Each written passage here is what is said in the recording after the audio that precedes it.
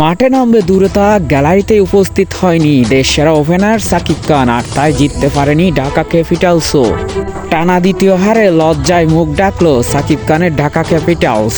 টসে জিতে ব্যাটিংয়ের সিদ্ধান্ত নেয় লিটন দাসের ঢাকা ক্যাপিটালস। নামের প্রতি আজও সুবিচার করতে পারেনি বাংলাদেশের এই ওপেনার।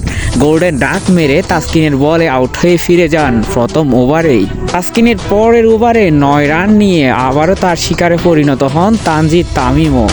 এরপর যদিও প্রাথমিক বিপর্যয় সামাল দেন স্ক্যানজায় আর শাহাদাত হোসাইন মিলে। দুজনের 4 ছক্কার ফুলঝুরিতে রান নিয়ে এগোতে থাকে ঢাকা ক্যাপিটালস, কিন্তু এরপর দুজনেই দ্রুত বিদায় নিলেই এক প্রকার তাসকিনময় হয়ে ওঠে পুরো ম্যাচ। একাই গুনে গুনে 7-7টি উইকেট শিকার করেন বাংলাদেশের এই ফাস্ট বোলার। বড় সংগ্রহের দিকে ছুটতে থাকা ঢাকাকে 174 রানে গুটিয়ে দেয় দুর্বার রাজশাহী। মাত্র 19 রানে 7 উইকেট। তাসকিনের তো কেরিয়ার সেরা বলই, সেই সাথে কোনো বাংলাদেশি হিসেবে 7 উইকেট অর্জন টি-20 রেকর্ড। তাসকিনের অগ্নিগোলার কাছে আত্মসমর্পণ করতে বাধ্য হন একে একে শাহাদাত, রমজান, চাতুরাঙ্গা, আলাউদ্দিন বাবুরা। তাসকিনের কেরিয়ার সেরা পারফরম্যান্সে এই দিন দুর্বার রাজশাহীও ফিরে পায় তাদের আত্মবিশ্বাস।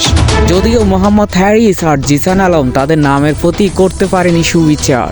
আনামুল, ইয়াসির আলী ভালোই চালিয়েছেন ব্যাট, গড়েছেন বড় একটা পার্টনারশিপ। জয়ের বীজ সেখানেই গড়ে দেন শেষ দিকে রায়ান ব্রুলের দুমদুমার 55 রানে ভরসা করে।